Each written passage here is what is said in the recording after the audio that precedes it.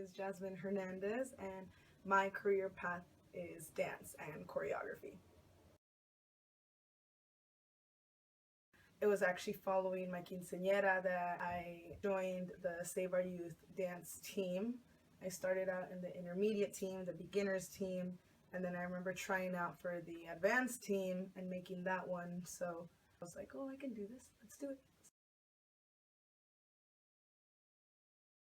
It was like 2010. This was at the OC Fair. I remember my mom didn't really want me to dance. She thought it was just kind of like a waste of time. She wanted me to focus on school and getting my grades up and everything. And of course, I didn't listen. It was stressful for me because I really wanted to prove to myself that I could do it, prove to my mom that it's something I'm good at and I wanted to go through with even later in life. During the performance, I was actually not very nervous. I felt very confident going on stage. And even after the performance, like the first thing I did was go to my friend. I'm like, hey, like, where's the video? Like, can I see it? Can I see it? So, and then I was very satisfied. Since then, I got choreographer credit. I taught for a couple years. I kind of went off in an independent path. I started choreographing quinceañeras myself, and I'm still doing that. Very occasionally, I'll do private lessons, and I'm currently training at 3 different academies in Los Angeles: the Millennium Dance Complex, Debbie Reynolds Dance Studio, and the International Dance Academy of Hollywood. Since I've stepped into the dance industry, I had to branch out to different genres. I started doing reggae dancehall, lyrical jazz, contemporary, jazz funk. You branch out to learn a little bit of everything, and obviously it's going to be better for you, and that goes for any other career. It almost like pressures you into doing better, because once money's on the line, it's like you're not going to be paying $30 for the gym to go once a week. You know, if I'm paying $15 to even $80 an hour depending on the teacher, it's like I'm going into this class and it doesn't matter if I'm messing up. I'm going to go in there and learn. I'm going to leave that room with something that I didn't come in with. It adds fuel to your passion, in the sense, like, not even just because the money's involved, but especially if you're paying for a higher quality, you're not just gonna kind of do it with half of the energy that you have to. You're gonna go in there and you have to take everything that you can from it. Once you're financially independent, I feel like you're just gonna appreciate it more than if it's just given to you. It matters a lot more, and it puts more value on what you get out of everything.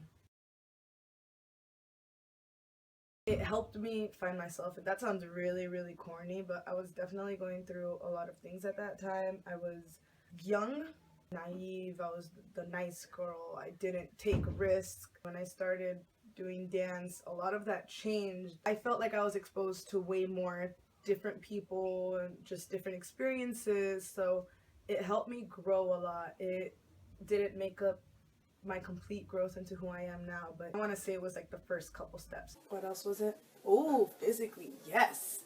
Your girl was overweight, high cholesterol, and I had plenty of things wrong.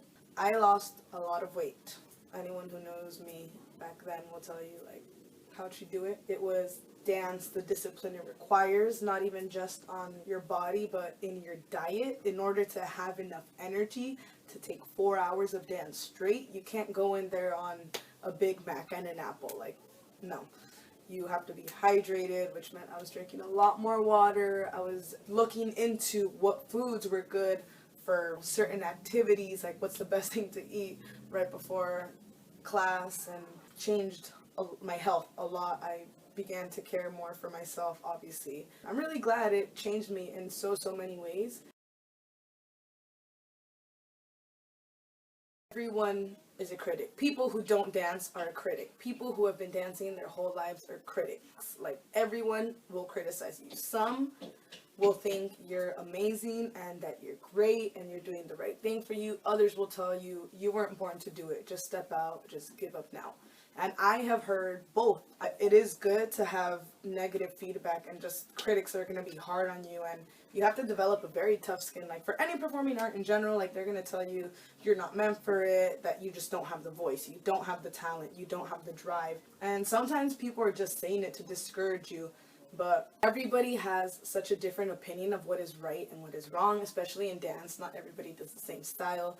So everyone just is going to say, you can't make it with hip hop. You can't make it with dance hall. You got to do ballet. You got to do jazz, do what's in demand. But I was never one to really go for what people told me. I always went for what felt right. To grow in the industry, you do have to take a lot of that criticism and kind of eat it and work with it. But work harder so you can come back to these people and be like, who said I couldn't make it? It's a good thing to have critics. If you don't have critics, you're either not successful or you're not trying hard enough, because no one's paying attention. My weakness, I can be so hard on myself. And I remember even when I was a teacher, I was so hard on my students. It was very hard on them. I had crazy expectations for them. I have those same crazy expectations for myself. It's very easy for me to be like, I can't get it right. I have not mastered this yet. What am I doing? It's been so long. I should have this. It should be second nature by now. Being a perfectionist, I've realized, is not a good thing. You're not gonna get there. Being a perfectionist, it's gonna stress you so much, because you have this vision for it and want to run with it, but sometimes you just gotta improvise, work with what you have. It's not about the destination, it's about the journey. I didn't quite understand that for a long time. I'm like, no, it definitely matters how fast I get there. I have to be there by this age. I'm still going and I'm not gonna stop. Everything's a process. You have to take it step by step. You can't skip steps. My strength is being inspired from others and my own accomplishments. It makes me want more. I can do more. It's a really good feeling to have that assurance in yourself that you've done something great, and why not repeat it? Why not do better?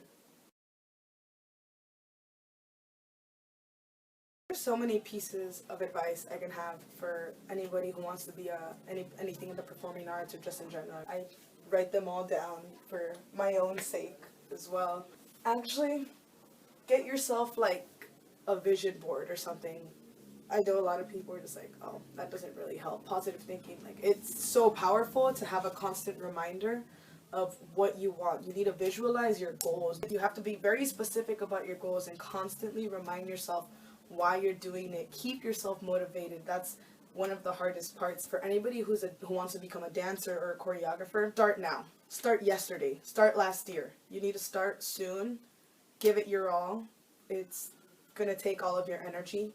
Give it up. If it's for the right reason, give it up. For any career in general, if you're not working with something that intrigues you, that very much interests you, I don't think you're gonna last long. Just do something that fuels your fire that you can use in your everyday life, because dance, regardless of whether I make it huge or not, I know that I'm gonna be dancing till my bones crack. I hope maybe one day I can inspire somebody to, who loves dance as much, to continue and help them continue their journey. So just keep going. Don't stop. Before I go, get on some real yard shit. Come in on it like this. No one girl can satisfy me. Me need more fuel for the lime green. Me let no one girl can deny me. Me no see me change shiny, but why pre?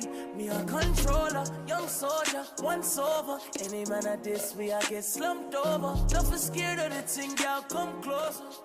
You need to come over. Bad man, we no watch that.